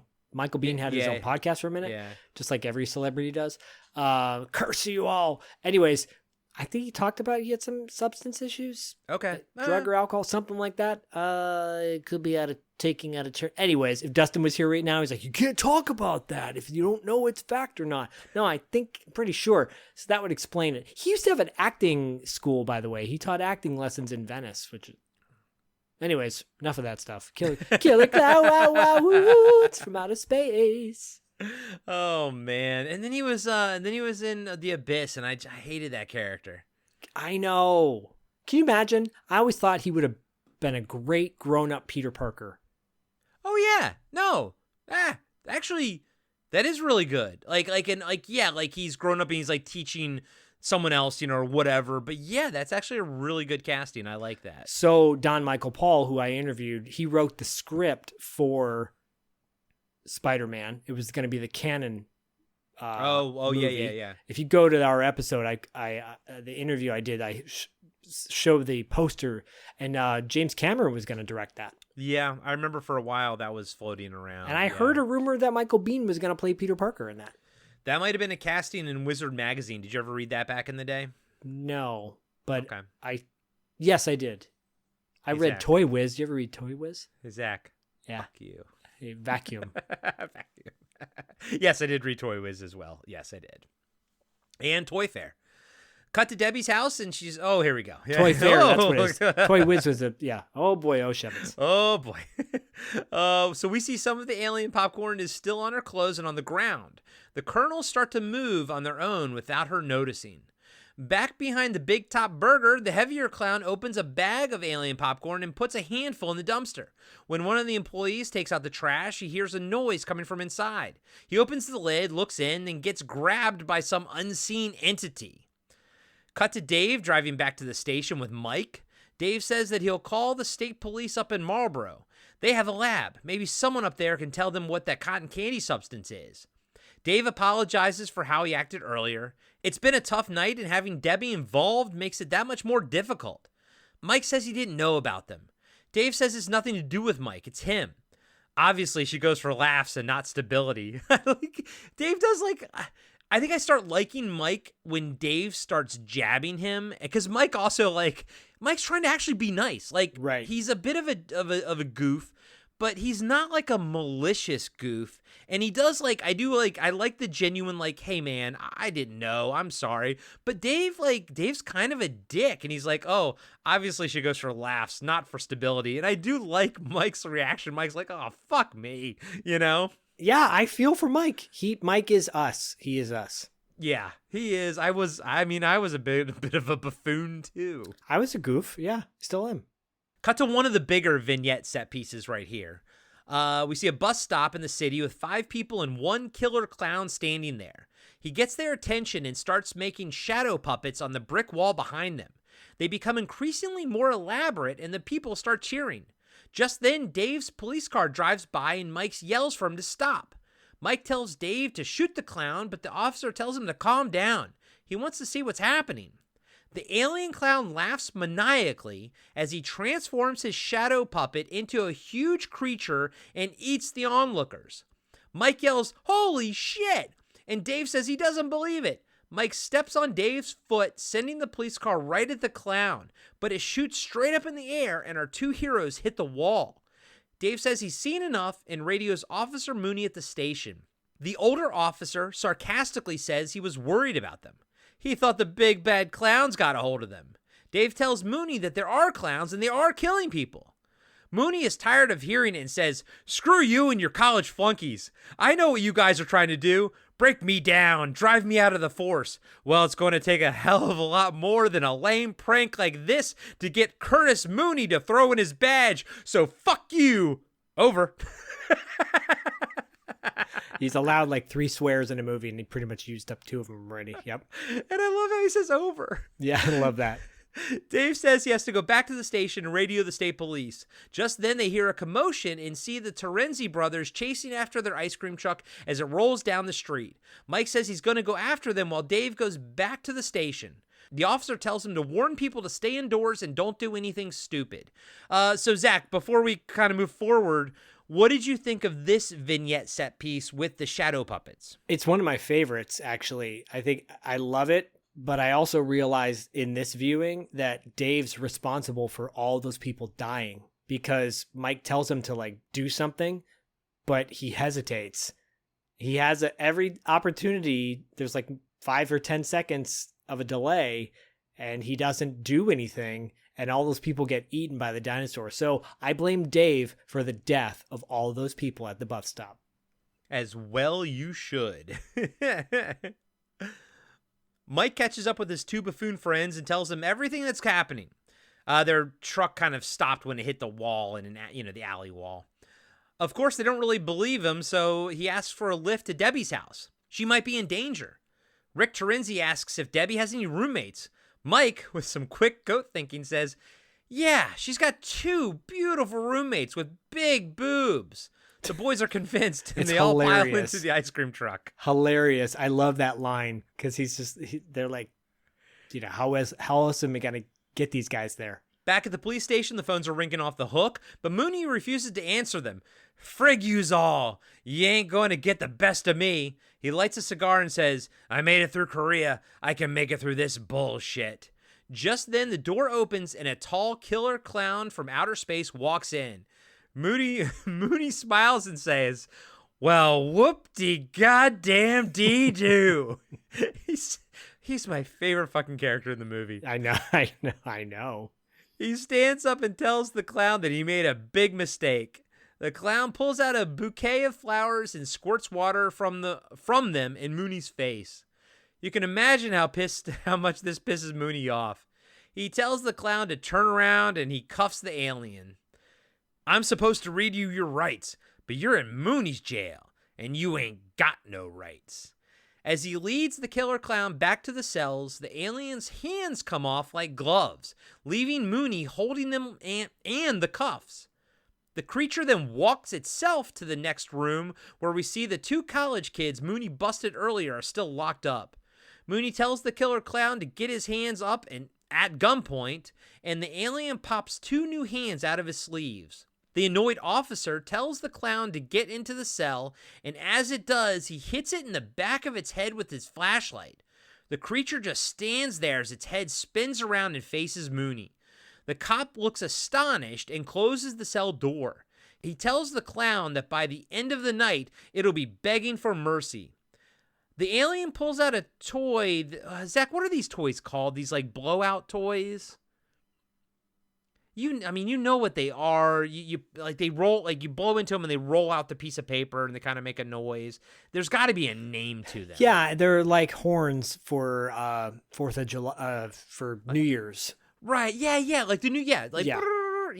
Right. I fucking sat there on the couch for like 5 minutes trying to figure out what the fuck to call that thing.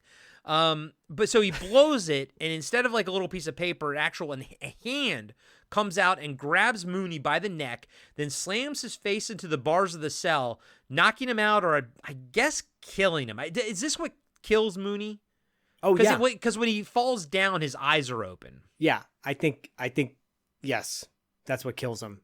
Okay. Not the ripping out his insides. Yeah, he's already dead when he's turned into a ventriloquist puppet. Right. Okay. Oh, whooped. Goddamn dee-doo.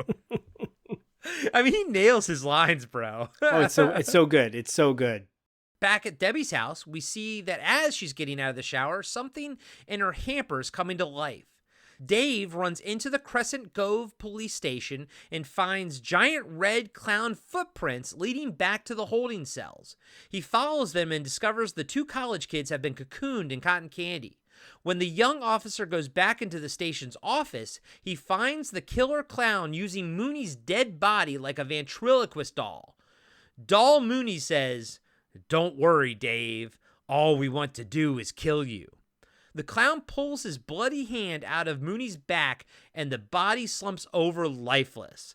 Zach, this is my favorite moment in the movie. Yeah. I love the way John Vernon sells it, how the way he moves his head to look at the clown and everything. He's fucking amazing. Yeah, this is one of the creepier scenes in the movie, and I love it. Again, this movie doesn't have to be creepy. It can just be campy throughout, but this is one scene where when the clowns don't say anything, and when he pulls his hand out of his body, it's just like you hear the gushing sound. And the clown's hand is covered in blood. Yeah, it's gory. It's a pretty grotesque scene. I'm watching it now.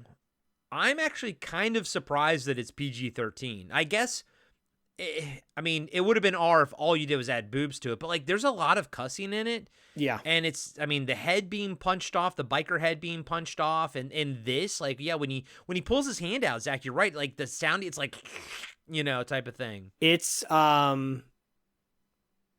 borderline PG-13 R. Probably because it didn't have any nudity is what kept it from getting an R. It's right on the cusp. Well, Right. think about it, there's a lot of squibs in Red Dawn, and that's PG-13. Yeah, that movie should have been R.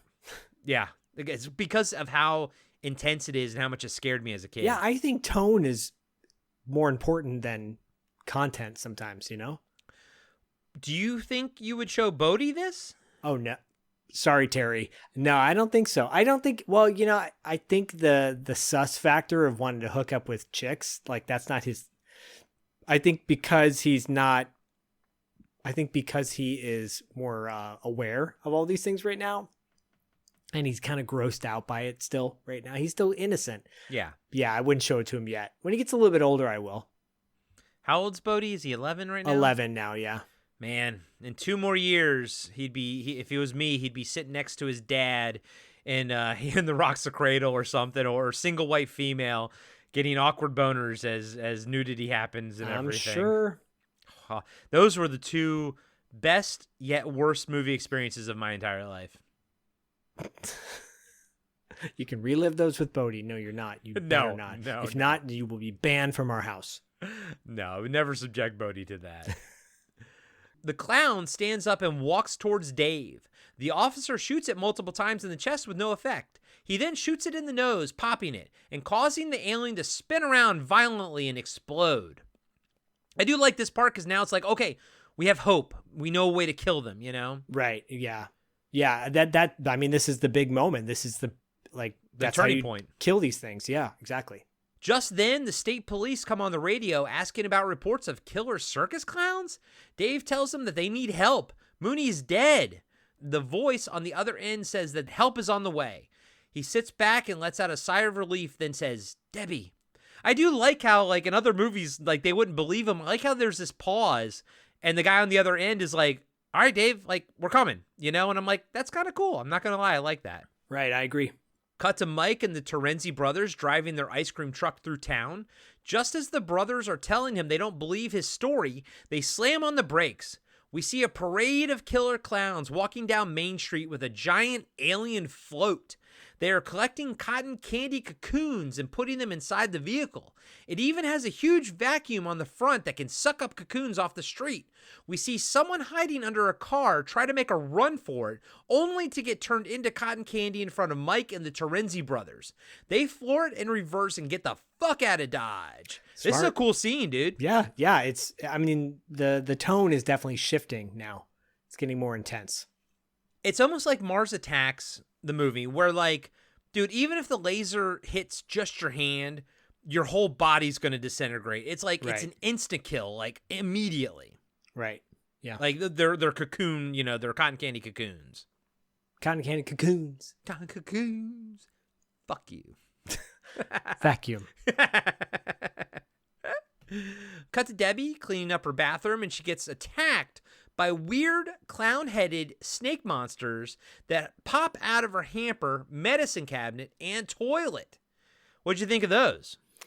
Now, this is great because it's a callback to like the popcorn in the beginning. So you're like, why is it such a big deal, the popcorn? And then you see it moving around. It's simple popcorn moving on the round, but it's brilliant because it morphs into these horrible monsters. And you're like, oh God, that's what it does in my belly? Can you imagine if she ate any of it? Whoa. Like, that's the rated R version, bro. Yeah, I love it. Yeah, me too. Because they're little snakes, but they have like the killer clown heads on them and everything. Yeah, right. She fights them off and runs into the living room. Just then, there's a knock on the door, and she hears Mike outside telling her to let him in. When she opens it, there's a killer clown standing there imitating Mike's voice. Debbie screams and closes the door. She runs to the window to jump out, but sees 4 clowns below pretending to be firefighters. She's like on the second story. Debbie screams again, then runs right into the arms of another clown in her living room. He throws her against the couch, then shoots her with a laser beam that encases her inside a balloon. Unlike the cotton candy cocoons, Debbie is alive for now. And Zach, I do like how we heard on the phone to Mooney earlier about how somebody's wife is in a balloon. So like, this doesn't sort of come out of nowhere. Yeah, and that's important. It's kind of subtle when you hear that, but it is important because you might go like, why does she go in the balloon and some others don't? It makes you wonder what they're going to do to the people in the balloons. Yeah. Probably R-A-P-E. Rape? Mike and the Terenzi brothers arrive just as the clowns speed away in their little car with Debbie's balloon attached to the back. The clown car speeds off with the ice cream truck in hot pursuit. Dave sees them speed by and joins the chase. Dave turns on his lights and siren, and the Terenzi brothers slam on the brakes, causing the police car to slam into the back of the ice cream truck. Mike checks on Dave and tells him that the clowns have Debbie. The officer jumps into the driver's seat of the ice cream truck and starts driving. He knows where they're going, the amusement park on the pier. Which I think is supposed to be Santa Cruz Boardwalk. Which, a.k.a. Lost Boys. Right. Is that Santa Clarita, right? In the movie. Santa Carla. Santa Carla, that's right. Damn it. All these Santa C's, you know? I mean, the fact that I guess they can't call it the real name, I guess. I don't know. Yeah, I don't know how that works. Do you have to get permission from, like, the town? But then, like, people say Los Angeles. Like, do you have to get permission from the city to call it that? Like, I don't know. Stupid. You're stupid. Just call it what it is. God damn it. And then, you know what? If you really think about it, like, it would increase tourism. Yeah. We literally said tourism and at the same time. same brain, same penis. Oh, penis. oh boy. Oh boy. Oh, Shevitz. We see the aliens drive their little car into the amusement park where a night watchman is standing in front of their spaceship. He tells them the park is closed, then watches in astonishment as the killer clowns exit the tiny vehicle. Classic clown gag.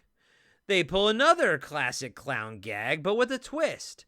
All the killer clowns hit the night watchman with acidic cream pies. Oh, there's a joke there. Acidic cream pies. I don't know what you're talking about. Melting him into a huge pile of goo. As they walk past the melted man, the little clown puts a giant cherry on the top. A few minutes later, Dave, Mike, and the Terenzi brothers pull up in their ice cream truck. Dave, with his shotgun in hand, leads his fellow dimwits into the spaceship tent. I did like that night watchman, bro. He's like, what are you going to do with those pies, boys? Yeah. I got something you could do with them. Now, you'll get to this in a moment, but what the pie does to him is interesting and worth noting when it comes to the ending of this movie. Yes. I picked up on that this time. Yes. You sure you did? I think so. Better have. As our reluctant heroes look through the ship, they speculate on where the clowns came from. Maybe they're the ancient astronauts. You know, they came to our planet centuries ago, and our idea of clowns just comes from them. They throw out some other ideas, but nothing is as compelling as that one. Actually, I think that one's pretty cool. I like it too.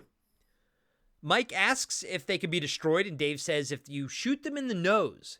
As they make their way further into the ship, Paul Terenzi sees a red button on the wall and pushes it. Air shoots out from under Mike and he screams. I do like how Mike's like, ah! Dave tells them not to touch anything and to stick together. When the officer goes to open a door, the Terenzi brothers fall through the floor into a rubber ball pit where 2 female killer clowns are waiting for them. And this is what the subtitle says: romantic electronic music plays as the clown's boobs grow and the Terenzi brothers look happy. Are you Debbie's roommates? Great line. Still disgusting. Mike starts to recognize the part of the ship they are in and leads Dave to the cotton candy storage room. It's much more full now than it was at the beginning of the movie, which again is disturbing, knowing that pretty much everyone in fucking town is dead. Yeah. They're all, like, they're not knocked out.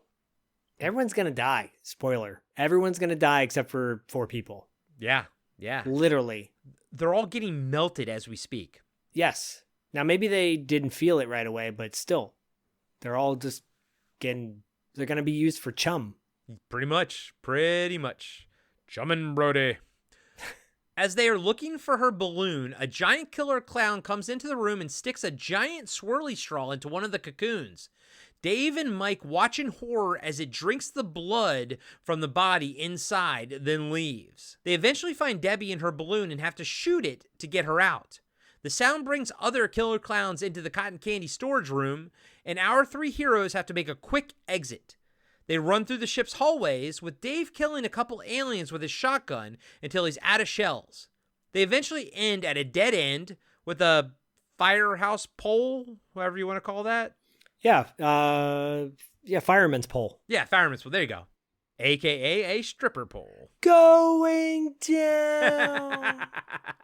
Good one, buddy. Good one. So they go down and stop on the next floor. Dave asks why they didn't go further, then looks down to see that the pole leads into the mouth of a giant monster on the floor below. That's pretty awesome. cool. Yeah. The monster doesn't look like a clown, but that's okay. Yeah, but I'm cool with everything else does. Yeah, you're right. It should be a weird clown with its mouth opening like in 3 parts or something, you know? Yeah, but still, like a fun house. But whatever, it's neither here nor there. At this point in the game, everything they've done for this film is remarkable. Like the special effects, the props, everything. So, and we have one more big set piece coming that's pretty awesome. Yeah. They keep running through the funhouse-like corridors of the alien ship with the killer clowns in hot pursuit. Dave, Mike, and Debbie eventually find themselves in a large open room with giant alien boxes and shapes all around. As they are about to leave, an army of killer clowns comes out of the shadows and surrounds them. Dude, this is cool because there's like 20 different killer clowns. I mean, they all, here's the thing, none of them look bad. You know what I mean? No, and when they all pop up, you realize they've made, again, in low budget movies, you see like 2 or 3 and they just recycle it. This is like Warriors level, type, presentation where there's a bunch. Dude, I think in Aliens, there's only like 5 xenomorph like costumes and they just make it look like there's so much more. There's literally 20 of them here and they all look different. Different heights, different facial features. Like, it's amazing. Part of me is like, which trust fund did they open up for this movie? Well, I mean, they were already working at this point, right? Like on Critters and stuff like that. But still, so, that's not, this movie I think was a $2 million budget. Yeah. No, you're right, man. You're which is insane. Yeah. I mean, God bless him. God bless him. God bless him. God bless him. Our 3 heroes climb up the giant alien structure in the middle of the room as the clowns swing bats and axes at them. Just then, the Terenzi brothers blast through the wall in their ice cream truck. Their clothes are tattered and they have lipstick all over their faces. I think they fucked those clowns. Oh, of course they did. It's disgusting. Disgusting. That's amazing. I think they fucking fucked them, and I think that's amazing. I know I would. Wow. Tell you right now, I'm Officer Dave. You're Mike Wacky Tobacco. Just saying. Tariffs of the gods, child. Tariffs of the gods. Tariffs of the gods, child. Since the ice cream truck has a huge clown head on top of it, we probably should have mentioned that earlier, Rich uses the microphone to order the alien clowns to stop attacking their friends. I am the great and powerful JoJo. I command you to stop. Do not hurt them. Let them go. It seems to work as all the clowns stare at the truck in stunned silence, which I like. They all open their mouths. They're like, what? Yeah, and they call it JoJo because the ice cream truck, it says like JoJo on the side, JoJo ice creamer, because you'll find out soon that they borrowed it or something. They're renting it, yeah. At least with an option to buy. Mike, Debbie, and Dave use the distraction to jump down and pile into the truck. Of course, it doesn't start. Just then, all the clowns look up at the ceiling as a giant killer clown marionette descends from the darkness. The true great and powerful JoJo. And this is cool, by the way, because it's a guy in a suit, so they do like forced perspective and superimposing and everything, but it looks great because he does have the marionette, cords hanging off of him. Again, I think and it doesn't look like any of the other clowns. Dave tells everyone to get out of the truck and run, but Rich says they can't. It's rented! The monstrous clown stomps over to the truck and punches the fake head on top to pieces. It then picks up the vehicle and throws it across the room, and it explodes with the Terrorize brothers inside. The marionette monster turns its attention on our three heroes. Dave draws his revolver and tells Mike to take Debbie through the hole the Terrorize brothers made with their truck as he draws the clown's attention. Mike and Debbie run outside to the parking lot where the state police have just arrived and look back to see the tent spaceship starting to take off. Inside, Dave runs out of bullets and the giant clown picks him up. As it's about to eat him, Dave takes his badge and uses the pen to pop the giant clown's nose. It drops him, and we see the whole tent ship explode in the air as Mike, Debbie, and the state police watch from the parking lot of the amusement park. Just then, the tiny car comes crashing to the pavement, and all the cops aim their guns. The door opens, and out steps Dave. Mike and Debbie run over and hug him. Next, the Terrorize brothers pop out, and Mike is happy to see them too. Apparently, they hid in the freezer, and it saved them from the explosion. Weirdly, Dave is holding Debbie and kisses the back of her head while Mike smiles. Yep. You know where that's going. She asks if it's over. Mike says, yeah, sure. Then all three of them are hit in the face with ice cream, and the music kicks in and credits roll. So Zach, I mean, we kind of wrap things up pretty quickly. The Terrorize brothers, we didn't even see it. Like, we saw them fall into the back of the truck, but there's no way, and there's also no way that Dave could have got it. It doesn't matter.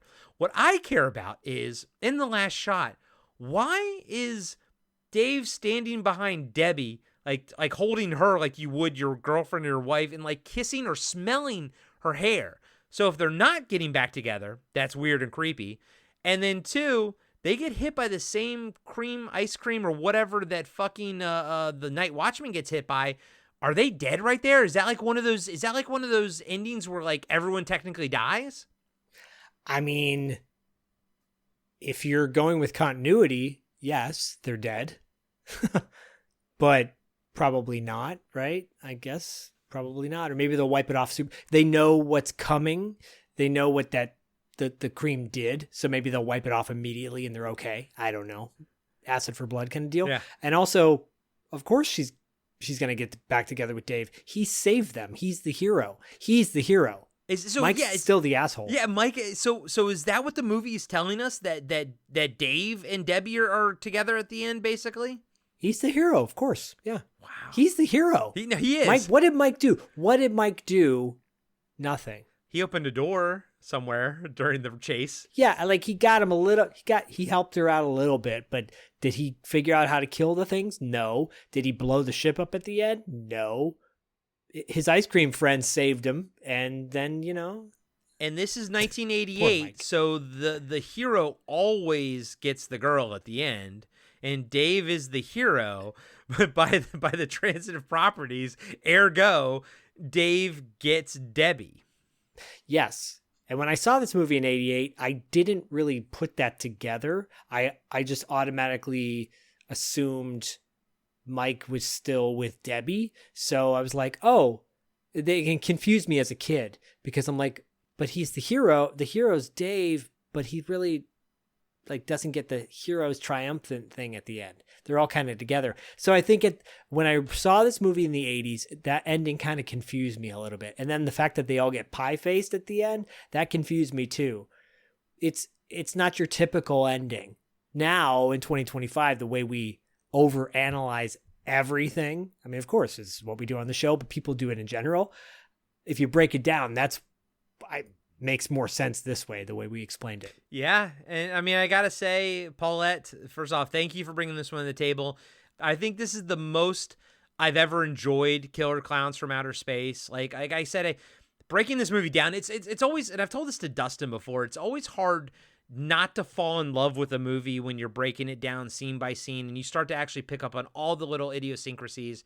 But what the icing on the cake is, what the cherry on top is, talking it out with you, Zach, picking up on some of these weirdly subtle things that the movie kind of throws out at us. I like it. I think I can actually say that I like Killer Clowns from Outer Space now. Good. I mean, I still don't have like that nostalgic, like stars in my eyes love for it, but I think it's a lot more fun than I gave it credit for as a kid.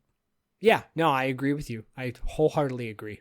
Nice. And do you think you'll ever show this to Bodhi, like down the road, like when he's 15 or something? Yeah, when he's a teenager. Okay. I'm sure. Yeah. Because it's edgy. It's more edgy. But hey, Terry, if you're listening to this and you watch it with Phoenix, God bless you. And anybody else who shows it to little kids, God bless you. Yeah, guys and gals, leave a comment on Spotify or Instagram or Patreon, wherever you can leave a comment. Let us know if this one was heavy in your rotation growing up as a kid, and do you show it to your kids at this point? Like, in what age did you show it to your kids and everything? And yeah, just leave a comment. Let us know. And obviously, like Zach said, Paulette, thank you. If you want to be a highest tier member, you can tell us what movies to break down and everything. She's given us some fun ones like Tales from the Hood, Knockabout, some The Onion movie, which was probably the most shocking one, Zach. I think we were both like, how are we going to do this? And it turned out to be a lot more fun than I ever thought it was going to be. Yeah, I will say all of our executive producers for Podcasting After Dark via Patreon pull some great picks, and sometimes movies that I'm like, oh, this is not going to be good, and then I watch it and I'm like, oh, it was actually way better than I thought it would be. Like, yeah, like you said, The Onion, I was not expecting anything, and then I watched it and I was like, wow, this is really entertaining. So yeah, Paulette, thank you for Killer Clowns from Outer Space. Great choice yet again, and what a great movie to kick off.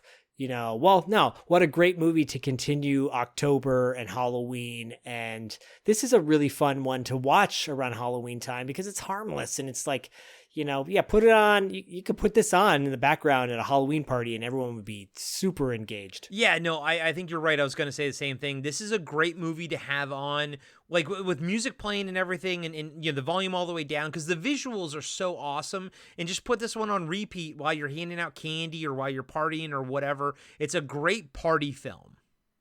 Yes.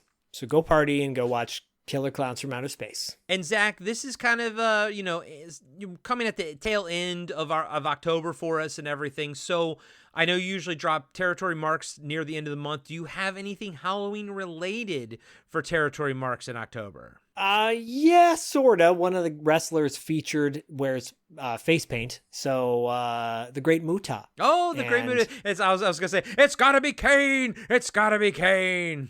Not Kane. So Wayne Cordova is a friend of the show. He has Flip City Podcast. He's also on 80s Kids Unite. He's a patron for $2 late fee and on Patreon for $2 late fee, you can suggest wrestlers that we cover for Legends of the Territories. Well, he suggested Arn Anderson. So we will be covering Arn Anderson on Legends of the Territories, which is exclusive to $2 late fees Patreon.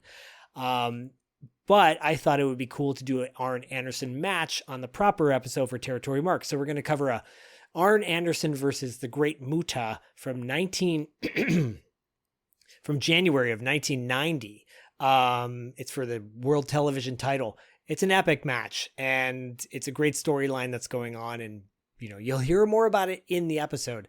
October's been a wild month for $2 late fee and Podcasting After Dark, because by the time this airs, we've already dropped the bonus episode for the new book, Sunset Scares, the new children's book that is out now. It's a Halloween-themed children's book. One of the authors is very well-known when it comes to the horror world, Oliver Robbins, who was in Poltergeist.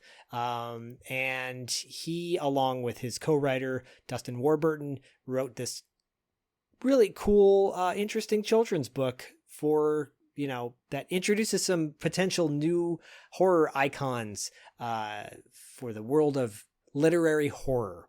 And Sunset Scares, that episode dropped already. By this point, it's already dropped, so you probably have listened to it or watched it on our YouTube. And if you haven't, go subscribe to our YouTube channel. Let's get those numbers up, y'all. All good stuff. Busy. Busy. Yeah, man. It's really fun. October. This is a great time of the year. It's one of my favorite times. It's probably this is always my favorite time of the year until Christmas time comes. Then that becomes my favorite time of the year. But I do love fall, especially up here in the Pacific Northwest. The leaves are changing as we're recording this. Leaves are falling. I got the whole vibe going on, baby. And it's a lot of fun, man. Love doing it with you, buddy. Likewise. Love breaking these movies down. And thank you again, Paulette. And as always, we'll catch you on the dark side if there's no killer clowns around. Oh, Pooh Bear! Be sure to subscribe to Podcasting After Dark on Spotify, Apple Podcasts, and YouTube. You can support the show by joining our Patreon page, picking up a t-shirt from our merch store, or leaving us a 5-star review. Follow us on Instagram at Podcasting After Dark. All links can be found on our website at www.podcastingafterdark.com. And join us next time for another cult movie or TV show review with Corey Stevenson and Zach Schaefer.